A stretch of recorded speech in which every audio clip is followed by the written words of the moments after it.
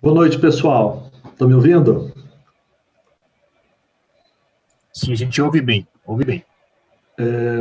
Bom, em primeiro lugar, gostaria de agradecer o convite da Sanar, do Álvaro Costa, parabenizar pela excelente exposição. Sem dúvida, é um assunto interessantíssimo. Eu sou professor da Universidade Federal do Paraná, sou farmacêutico, tenho curso de educação física, sou mestre em saúde pública, doutor em fisiologia do exercício, ambos pela University of Pittsburgh, nos Estados Unidos. Né? Então, obviamente, a área da saúde, a epidemiologia, tem realmente o meu interesse sempre, né? E a gente tem acompanhado também essa pandemia, né? Desde o primeiro momento, e, obviamente, fizemos algumas coisas relacionadas à atividade física, né, e a sua relação com, a gravidade da Covid. Né? Inclusive, no sábado passado, a gente fez uma live no YouTube, está lá, falando sobre exercício Covid. Ontem, nós tivemos aí uma carta assinada por banqueiros e empresários, né, com mais de 1.500 assinaturas, em que realmente eles se posicionaram, né, com relação à Covid, com relação à atuação de governos, de modo geral. Né, e foi uma carta bastante incisiva, e eu fiquei pensando, né, na questão da medicina. Eu não vejo a medicina se posicionar claramente com relação à Covid.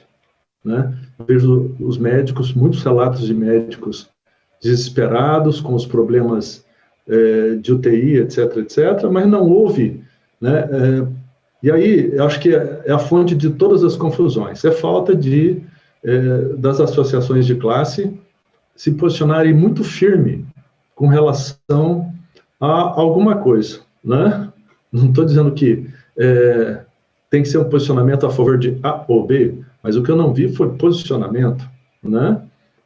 Então a gente acaba tendo relatos isolados que realmente não contribuem, né? E se cria uma coisa, com perdão da pessoa que falou anteriormente, me falha a memória o nome, a questão de opinião. Opinião não existe na ciência. Eu acho, é uma palavra que não deve existir. Baseado na evidência A, eu concluo isso. Pode ser que, né? Eu acho que é assim que a gente tem que agir, né? Ou seja, infelizmente, para minha fala de sábado, eu tive que me basear no CDC, na OMS e assim por diante. Quer dizer, porque a gente não vê realmente um posicionamento de classe forte que chegue e fale assim, olha, isso aqui, neste momento, pode ser que mude amanhã, mas neste momento é essa, né? Então, na verdade, a pandemia se alastrou por conta de não haver uma política nacional, né? E aí eu não estou nem culpando o governo, eu estou falando, não houve uma política nacional da área da saúde, simples, que chegasse e colocasse, né, um posicionamento forte, né? Então, os médicos, infelizmente, obviamente, e não é culpa dos médicos em si, mas existe aquela visão apenas curativa, de modo geral, né? Enquanto que não se fala realmente em medicina preventiva no país, né? Quando eu falo em medicina preventiva, não estou falando de vacinação, né? Apenas, nós temos que pensar em medicina preventiva num espectro maior. O exemplo de Araraquara foi um exemplo de um médico que falou assim, vamos tentar isso aí, né? Isso, na verdade, o que falta é um posicionamento nacional sobre isso aí. Mas está aí, está posto, não é a gripe espanhola deu uma lição no mundo, o mundo não aprendeu, estamos aí de novo, né? Daqui a 100 anos, talvez menos, a gente tenha outra dessa aí, nessa intensidade, né? Estamos longe do final, né? E a gente só tem que pensar em futuro, né? Eu acho que para a medicina, por exemplo, uma das áreas de futuro deve ser, com certeza, a medicina preventiva, né? Entender um pouquinho de exercício, entender um pouquinho mais de nutrição, ver que está tudo errado no país, é uma população extremamente sedentária, nós estamos enfrentando uma pandemia horrorosa de obesidade no planeta, e eu não vejo posicionamento, né, de absolutamente ninguém, né? Só coloco os dados lá de vez em quando, eu não vejo posicionamento forte, e a pandemia está aí para mostrar que, infelizmente, os quadros de gravidade na Covid estão relacionados, têm associação, na verdade, na inatividade física e a obesidade, né? Estou nas redes sociais, Prof. Sérgio Gregório, tá?